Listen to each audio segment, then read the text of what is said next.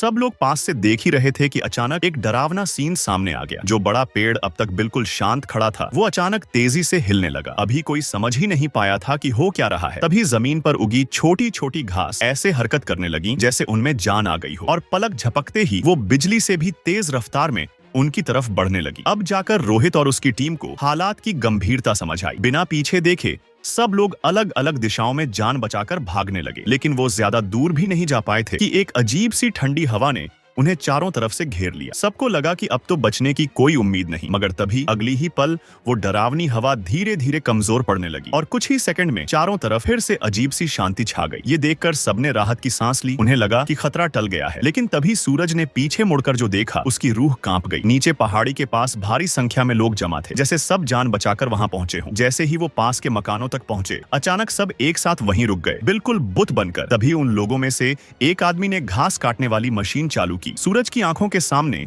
उसी पल एक खौफनाक मंजर शुरू होने वाला था। सूरज की डरी हुई आंखों के सामने जो हुआ वो किसी बुरे सपने से कम नहीं था। एक चलती हुई घास काटने की मशीन अचानक जमीन पर खड़े लोगों की तरफ मुड़ गई और पलक झपकते ही एक इंसान को कुचलकर टुकड़ों में बदल दिया। ये देखते ही बाकी सबके होश उड़ गए। तभी उसे एहसास हुआ कि शायद ये सब पौधों से फैलने वाले किसी अजीब वायरस की वजह से हो रहा है, जो इंसानों के दिमाग को कंट्रोल कर लेता है। तभी लोग इस तरह के असामान्य और खौफनाक काम करने लगते हैं। उसने ये भी नोटिस किया कि हर घटना से पहले एक हल्की लेकिन अजीब सी हवा बहती है, और ये सब हमेशा भीड़ भाड़ वाली जगहों पर ही होता है। अभी जो तीनों बच गए थे, उसकी वजह सिर्फ ये थी कि उनकी संख्या कम थी। अब साफ था, भीड़ से दूर रहना ही जिंदा रहने का एकमात्र तरीका है। मगर परेशानी ये थी कि खाना लगभग खत्म हो चुका था। मजबूरी में उन्होंने एक घर का दरवाजा खटखटाया, लेकिन काफी देर तक कोई जवाब नहीं मिला। उसे लगा शायद घर खाली है। तभी काले ने खिड़की से झांक कर देखा। अंदर तो साफ साफ कोई चल फिर रहा था। उसने बार बार घर के मालिक से गुहार लगाई कि बस थोड़ा सा खाना दे दे, लेकिन अंदर मौजूद लोग बुरी तरह घबराए हुए थे और चिल्लाकर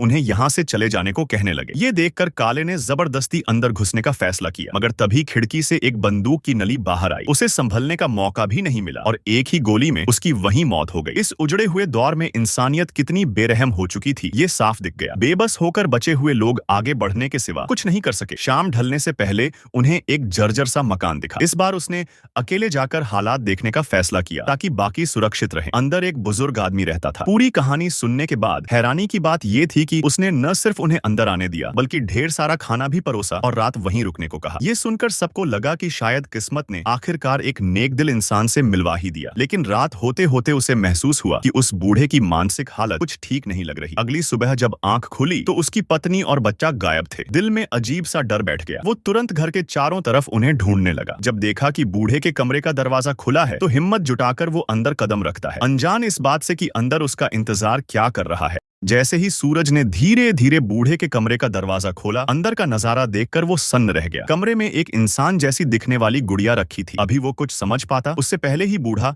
अचानक पीछे आ खड़ा हुआ और उसे चोर बताकर जोर जोर से चिल्लाने लगा। सूरज सफाई देने ही वाला था कि बूढ़ा बिना कुछ सुने कमरे से बाहर निकल गया। वो उसके पीछे गया, लेकिन बाहर जो देखा वो और भी अजीब था। बूढ़ा थोड़ी दूरी पर लकड़ी की मूर्ति की तरह स्थिर खड़ा था, फिर अचानक उलटी दिशा में पीछे की ओर चलने लगा। अब सूरज को पूरा यकीन हो गया, ये सब वायरस का असर है। डर के मारे वो भागकर वापस घर में घुस गया और जोर जोर से पत्नी को आवाज देने लगा, लेकिन कोई जवाब नहीं आया। उल्टा बाहर से लोहे के दरवाजे पर लगातार टकराने की आवाजें आने लगी। कुछ ही देर में एक शीशा टूट गया और उसी पल वो अजीब हवा घर के अंदर घुस आई। सूरज फौरन किचन में छिप गया। तभी उसे लगा जैसे पीछे से पत्नी उसकी आवाज लगा रही हो। जब उसने खिड़की से देखा, तब पता चला कि दोनों पीछे बने स्टोर रूम में फंसे हुए हैं। खुशकिस्मती से वहां एक पाइपलाइन थी जो किचन से जुड़ी थी। उसी के जरिए वो बात कर पा रहे थे। सूरज ने उसे दरवाजा बंद रखने को कहा, क्योंकि अब शक था कि वायरस इतना खतरनाक हो चुका है कि अकेला इंसान भी संक्रमित हो सकता है। ये सोचते ही उसे एहसास हुआ कि अब छिपने की कोई जगह नहीं बची। शायद अब बस यहीं खड़े रहना ही आखिरी रास्ता है। लेकिन वो अकेले मरना नहीं चाहता था। आखिरी पल में वो अपनी पत्नी और बच्चे को देखना चाहता था। इसी सोच के साथ उसने हिम्मत करके